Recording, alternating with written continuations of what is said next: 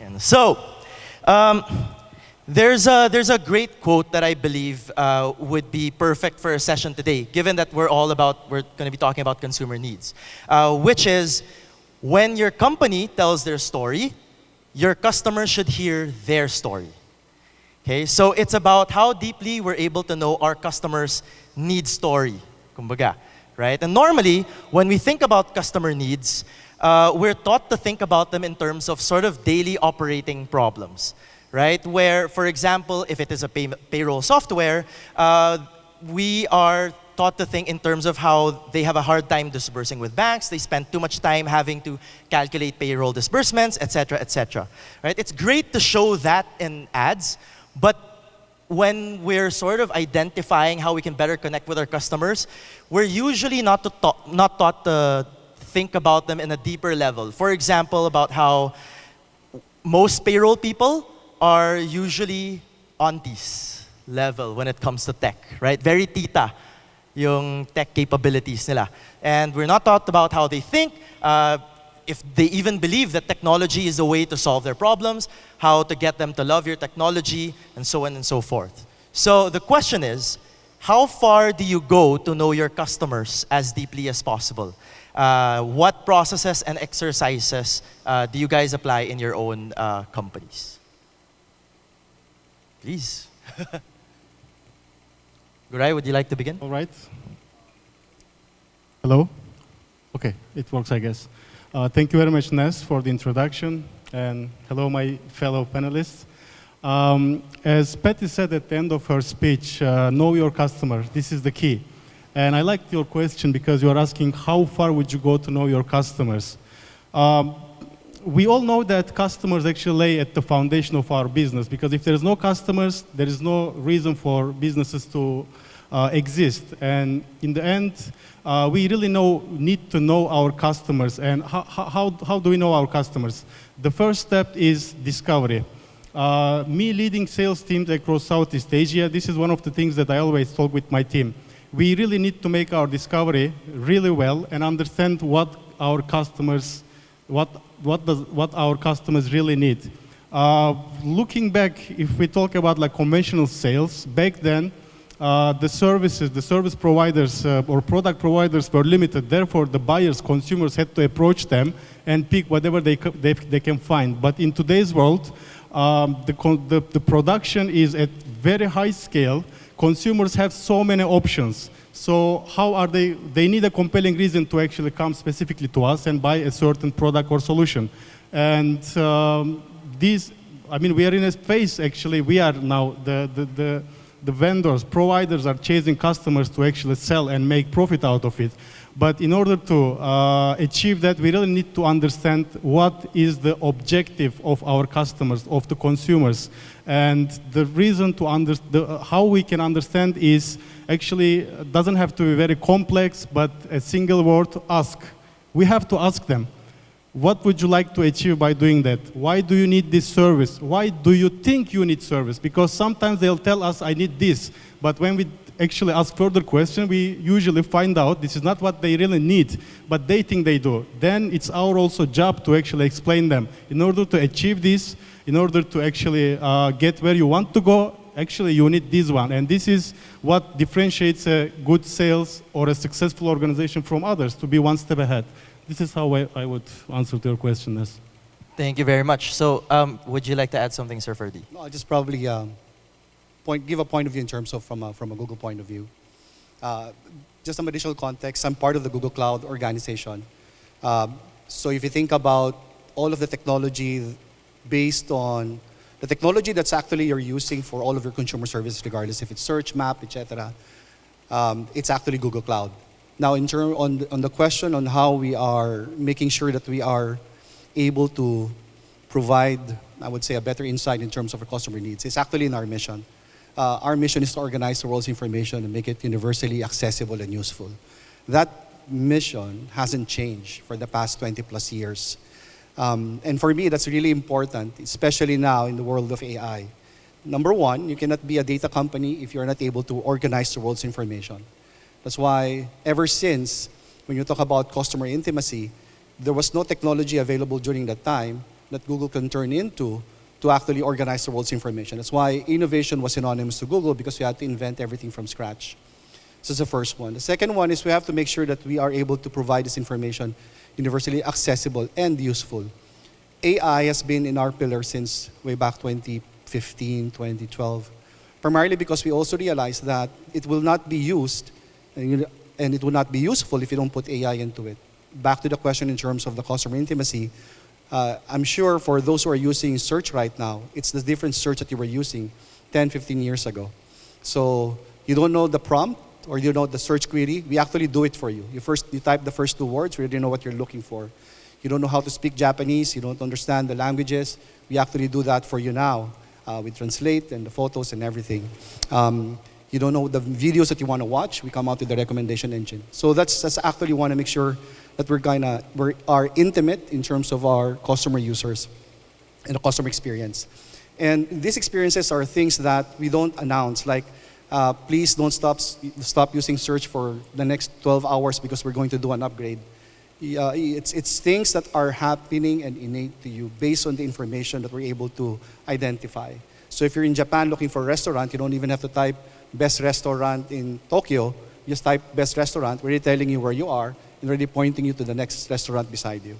So just to give some context in terms of from a Google point of view.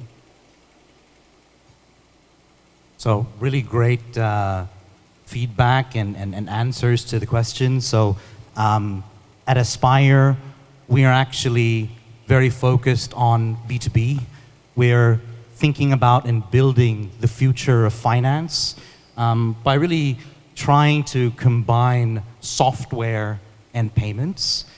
And to your point, Nas, about how deep and how far would you go to know your customer, right? And Garai, you kind of mentioned this as well about like sales teams and I guess the go-to-market in the organizations that we either are connected with or work for. You really have to think about where to focus, right? And you need to start thinking about and developing what some people call a high-touch selling motion, really knowing deeply about the customer, the needs.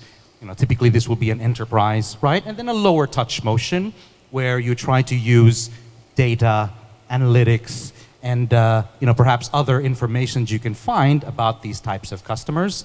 But personally, and maybe what I'll do here is I'll share some personal context and experience. The teams that I work with span all the different customer segments, but I myself, I'm someone that really wants to double click on the customer motivation, right? So I really do want to try to understand what's driving them. So why are they buying this solution? And what I've found, and I'll share an example of many years ago where I was actually able to connect with a BPO company that had started out really small, right? 50 agents. And this is a very small customer. But when I connected with him, I got to learn his aspiration. Hey, listen, I might be small today, but I have big dreams, right? This same business owner now has a BPO that has 700 people, right? And I'm really happy that at the time we were able to help him kind of find that path to growth, because at the end of the day, right, if especially in a B2B context, your customer is another business that also wants to grow, and I myself want to be sure that I understand his context, his pain point, and his motivation. I guess it was pretty obvious later. The level, how deep we are willing to understand our customers. I guess I'll be sharing a different view versus these gentlemen because I'll be coming from a B2C telco standpoint. So I'm very lucky that I work in an organization that's very data-driven. When you see your sales going up, they'll ask you why. When your sales is going down, they'll also ask you why. But when you answer the why, it's not just because it's going up because their spend grew. You need to understand the deeper why of why that grew. And that's why data is one of the more important things that we leverage on to be able to answer that. But apart from that, we also talk to our customers. We have market research information on to understand them better, why certain scenarios are happening. And we put that back into the data so that when we analyze it again, we understand fully why certain trends are happening. So that's one. Second is we want to be able to provide the customers products even before they think they need it. So it's important we anticipate their needs, and that's also why we have a lot of models that we use to be able to determine the next big step and what they'd likely need after a while. This is a great start because I think there's so many layers that each of you guys have discussed, from making sure we're outcome focused, not like just building out a checklist of what they want, but really what they seek to achieve. Ferdy, you discussing about you have to use every single tool in your arsenal to just see how far you can push it in terms of understanding your customer. Migs, you were talking about yours and Patty's are actually quite related because it's just sort of a relentless curiosity about the customer. Whether, from your perspective, it's whether they're big or small, you have to be relentlessly curious about this customer and value them as a big customer. And for Patty, for you is, you can't celebrate wins and analyze losses. That's not tied to your customer, right? Sales go up, you have to ask why sales are going up specifically and not answer it from just an operational standpoint, but really understanding it from how that's tied to your customers' wins and losses as well, right? So, but this really makes me think of a question, which is, there's so many technological advancements now that allow us to access so much information about customers, so much data about customer. But how do you ensure that we don't lose the human aspect of it? Because understanding consumer needs is more than just about data access, more than just access to data, right? It requires a deep level of empathy as well. But technology and data feels like it puts like a screen between us and the customer, right? So how do you ensure you don't lose that empathy as you go on the journey of understanding your customer?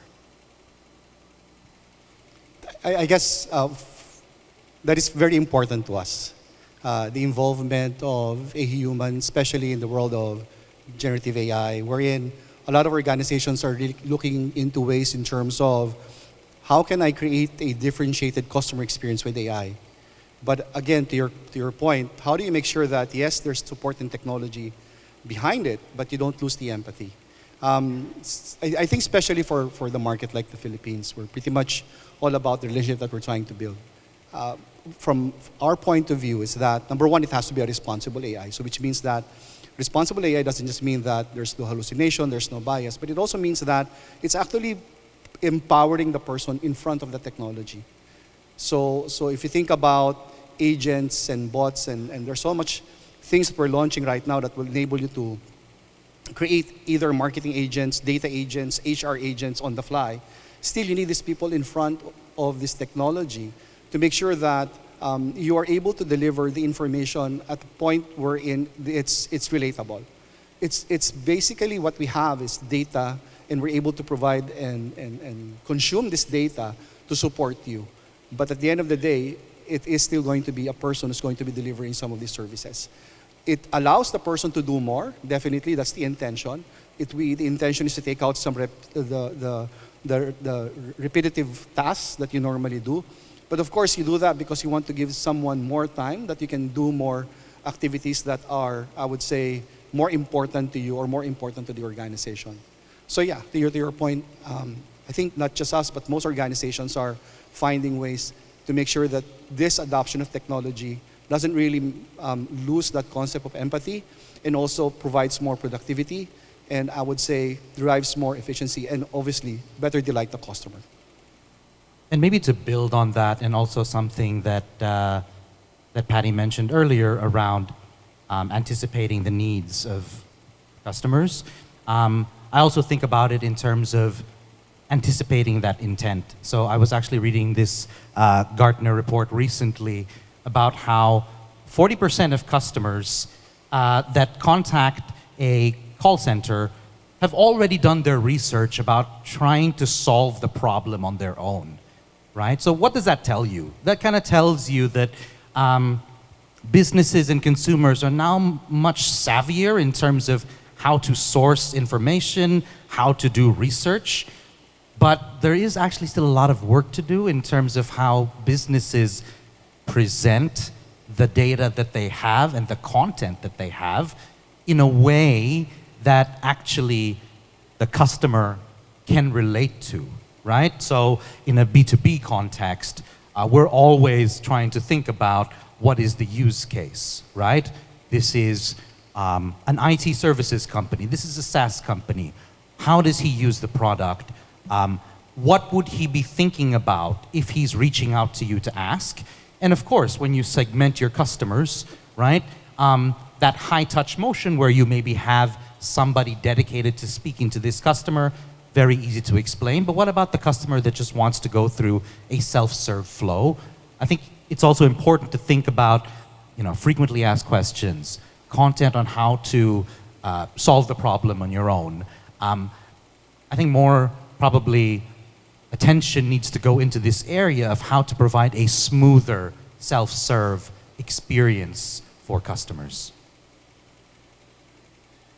Okay, so I'm going to approach to this a little bit from different perspective, because once you ask, okay, we have plenty of data right now, and it is a difficult task to actually to read this data and have something that can be acted upon. But how do we not lose the contact and touch with our customers? I believe businesses should be really like holding hands with clients and really try to understand and not only become a service or product provider, a vendor, but they should be like industry advisors. So this is what we are trying to do in Infobip. Infobip currently has more than 75 offices all around the globe, in every continent. So the verticals, the industries we are working are pretty much the same. So if there is a retail here, a very successful retail, there's also one retail in Africa or in Argentina. So whenever there's a really interesting, a new use case, which was not tried before by other businesses, I see this as our duty to go to our client here in Philippines and say, hey, look, this is a A2ABC brand, and they recently started this initiative in Argentina or like Switzerland, and they are doing amazing. Their revenue increased, their cost is reduced. Why don't we look into that?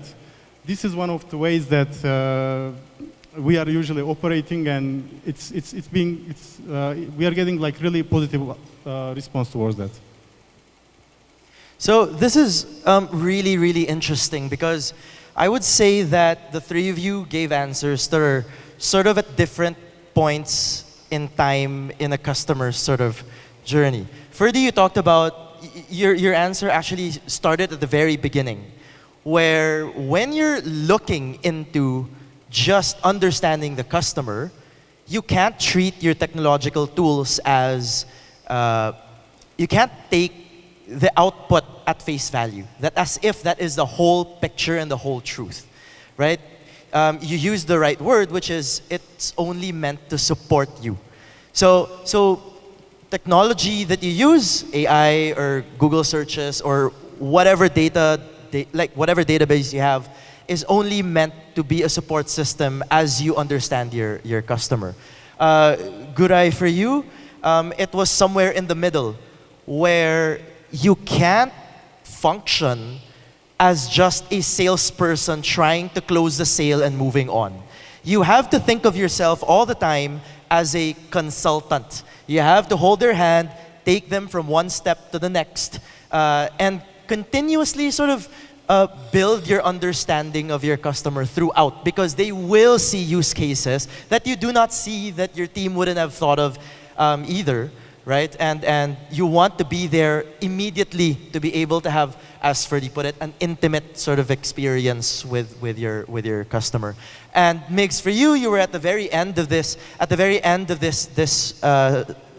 stage where you can't just leave your customer alone afterwards, right? Is you have to also think about how to resolve issues with your customer. So getting to know your customer from the beginning and all throughout should feed into how you resolve issues and conflicts with your customer in a way that matches sort of how they want these issues to be resolved. Okay, so we have time for just one last question. Then we can wrap up. Is the critical strength of deep consumer insights, right, lies in the ability to personalize our product offerings for them. That's a biggest strength of why we do this, right? So the metric here is basically for your customers to feel, oh, you know what? This was made just for me, right? That's the metric. So the question is, how have you turned your customer insights into effective personalization for your own customers? I think I was able to show an example earlier, no? When we developed that interest AI model, delivering, apart from knowing the next journey for that customer, meaning to avail a higher plan, we leveraged on what we know about them and making and approaching the customers, no? Making them feel that it's curated, it's specially for them, and that's why they felt that instead of your typical selling spiel, it's actually us. Hey, Marie, we know that you're into Netflix, so here's a plan that you can maximize for the use of Netflix, no? And the three things that we look at to say that it's successful is the conversion rate, right? But that's a snapshot. One thing that we also look at is the engagement of that customer throughout the journey. After we were able to throw that campaign to Marie, did her engagement with Globe improve? Second would be the survivability. Did we extend the life of Marie staying with us? And then the last would be the net promoter score, which is one of the more critical pieces to say that we're able to serve them, because that means they're happy. Patty shared is actually already pretty conclusive in terms of the metrics. Maybe what I'll just do is share a little bit of context about how we at Aspire think about it. And from a B2B context, I think this actually revolves around within that business that is your customer, who is it in that business that is using the product at the time, right? So it could be, for example, the CFO. It could be, for example, the finance manager. It could be an employee that is using the platform to reimburse his expenses. And so thinking about what that journey is, depending on the role of the user, helps you to customize and personalize it in a way that you know, okay, something super simple, right?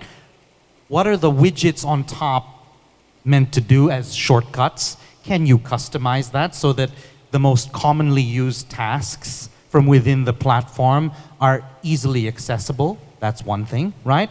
Another is, of course, just the UX, UI. Obviously, this is an entirely different topic, which we can probably all talk about at length, but just simple things, just like personalizing the name on that card, right? Or that budget line item. You know, things like that, especially from a B2B context, actually also connect the people that are part of that organization into the solutions you offer, and ultimately results in, as Patty, you mentioned, right? A very positive NPS. Okay. I like this question because personalization is really important and essential for all the businesses. But the question usually arises, okay, we have personalized our platform, but how are we going to scale up? How are we even going to grow the business? Because this is the next step. So I'd like to answer this question from Infobip perspective, because Infobip provides end-to-end conversational experience. So we pretty much enable businesses to interact with their end users through different channels. So how do we do this is actually through a CDP. I mean, we have to rely on technology here, because this is not something we can do with pen and paper. And all this data, all this information really needs to be stored somewhere in a proper way, easily accessible. So whenever we want to have it and re-engage with our users or consumers, CDP should be actually providing all this information. Again, technology is going to be friend when it comes to personalization and scaling up businesses. Thank you. Actually, thank you for the word personalization. Actually, in the world of Gen AI, we kind of have a different point of view. When you build UX, CX right now, you actually start with segmentation. You do prediction in terms of what's going to be the next item that the customer will buy, and then you go as part of the whole personalization. But this is something that we are seeing as the more potential or at least widely used use cases. And it's always in the context of a segment of one or multi-intimacy. I actually learned this word from my daughters. It's a side story. During the whole pandemic, I had to understand what the whole K-pop thing is. Otherwise, I won't be part of the whole dinner conversation with my entire family. And I have a daughter who actually loves a band, 17, but there's actually 11 or 12 of them only. And there's just one person, they call it a bias. And I was asking my daughter, why do you have a bias? That's the entire band. Because the sentiment and her words were like, she feels that every time this performer sings, even though there's like 11 of them, she only performs for her. That's your segment of one. That's beautiful, actually. That's your multi-intimacy. Now, with generative AI, that's what you're experiencing right now. I mean, when you do your prompts, regardless if it's Gemini or ChatGPT, you have that experience that you're engaging with technology, and it doesn't care in terms of what segment you're in. There's no personalization context there. And that's what a lot of the use cases are being built right now. What if a mobile banking application is just prompt? I don't have the buttons and the clicks. I just say, I just want to make a transfer from this amount today. And please make sure that this happens every month. What if a retail transaction is the same? So you now really have to look into, once you have the data, and there's so much thing you can do with AI on the data that you have right now, cleaning it and summarizing it and whatever. But the customer experience will definitely change. And it's already happening. So and I think the challenge here for most organizations is, where are you with regards to your Gen AI journey, and how are you looking into a segment of one in the advent of a prompt-based CX or UX? So this is great. I'll start with yours, Garay. Is the first thing is, you need to be building out your customer, when you collect customer data, you need to be building it out intentionally, right? It has to do something so that when you access it anytime, it's not dead data, right? It's data that you can use immediately. And I'll connect this immediately to Migs and Patty's points, because what they've done, what they've said really showed us that it's not sort of outperforming the competition here. That's not the issue. The real issue is, now that you know all of these things about your customer, are you able to outserve the competition, right? How much more can you serve the competition given the data that you've collected? It's not to sell more to them, but to serve them more and be rewarded for it fiscally, basically. So, and for Ferdy, that's really the best way to wrap this whole thing up is you do it in a way that makes them feel like they're an audience of one. Like it's really, really made for them. So all these tools available at your fingertips will be useless if you're not able to use them intentionally, if you're not able to use them to outserve the competition, to do everything you can to serve the customer better, and then to make them feel like they're a customer of one. Okay, thank you very much for sharing your time with us.